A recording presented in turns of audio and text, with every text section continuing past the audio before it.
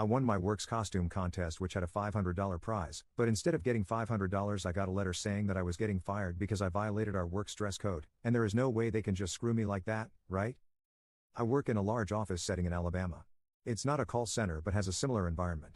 Officially, there isn't a uniform and you can wear whatever as long as it isn't against the dress code, but several of my managers are religious and very southern judgy ladies who harass certain people in the office over the way they look, either with inappropriate unwanted compliments or overly judgmental comments. I'm a very tall guy who works out and I've gotten both sides of it, the latter because I have very long hair and they call me a hippie. I know a lot of female coworkers who've gotten much worse because of very conservative clothing, and in the time I've worked here I've seen multiple complaints to the HR about comments made to them which have ended in them being fired in the next week. Being harassed over clothing/body stuff is a big topic among my coworkers and it has made for a terrible office environment. On the Glassdoor for our company 75% of the reviews specifically reference this aspect of working here. A few days prior to the 31st, I found out my work was doing a costume contest. I had a somewhat high-effort costume I was reusing from a comic convention, and I decided to wear it again, not really expecting to win. My workplace has over 100 employees and the top prize for winning included $500 in cash and several gift cards. It is worth noting that the costume is not in any way sexual or inappropriate for work, or more specifically from our dress code.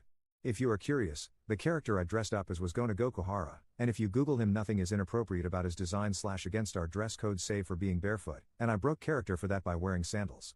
The most inappropriate thing I can think of is that there were fake bug toys in the bug box.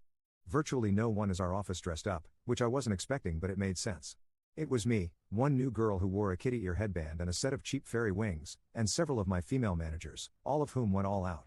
Everyone in my office has strong resentment for our managers for reasons mentioned above and I ended up winning the vote because of it.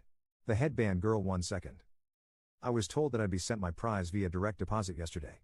I did not, and instead got an email explaining that I was being terminated for abuse of the office dress code. When I called my manager for clarification, she said that my costume clearly violated dress code. After I asked what rule it was that I broke, she told me that I knew what it was and was hung up on. I'm young and I've honestly never dealt with a level of blatant unprofessionalism in the workplace on this level before and I really don't know what to do. Do I have rights on this? They can't seriously do that, right? Update. Well, my problem essentially ended up closing itself out within a day. Had initially planned on writing this last night but got sucked into a web novel, Worm, really good stuff, which made me forget about it. A lot of people had questions about stuff, so to clarify, our office does have a defined and written dress code, but it is very lax, at least on paper. Things are specifically listed in what we can and cannot wear, and the latter category is made up of very few things, beyond explicit stuff.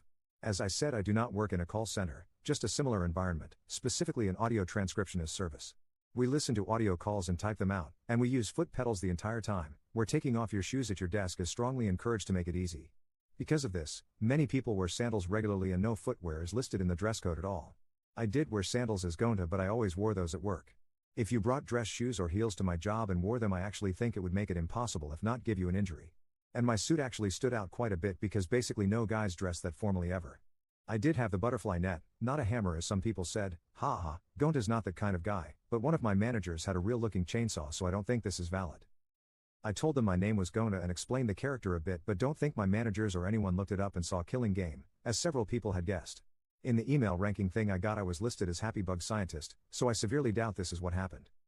Very soon after my initial post, a friend I'd told about what happened had his father call me, a guy who owns a mid-sized business in another part of town. We spoke for a while about what happened and my prior experiences and he ended hiring me.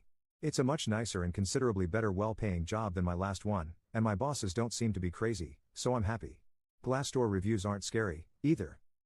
I was still a bit salty over the $500, and I had planned on maybe finding out if there was a way to report them for holding a fraudulent contest or something even if I had little recourse on the job, but one of my managers actually ended up passing away after a car accident and another who was with her is in the hospital under critical condition, last I'm told, and has apparently suffered some brain damage.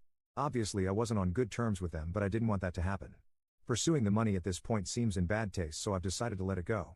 She wasn't nice to me but hopefully my second manager ends up being as fine as she can be given the circumstances.